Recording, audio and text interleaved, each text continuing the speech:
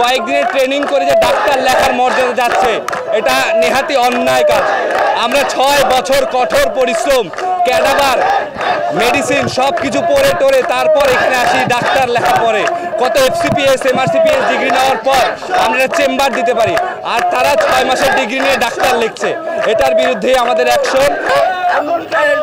সাধারণ মানুষ তারা বুঝে না যে ম্যাথসরা ডাক্তার নাকি আমরা আসল ডাক্তার, তারা পার্থক্য বুঝে না। তারা এখন মনে করে যে ওইটাই ডাক্তার, আর যখন পেশেন্ট আমাদের কাছে আসে তখন দেখা যায় যে তাদের মুমূর্ষ অবস্থা, তাদের আর কোনো ভাবে বাঁচানোর সুযোগ নেই, আর তখন দোষ হয় সব ডাক্তারের। কিন্তু সাধারণ মানুষকে জনসচেতনতা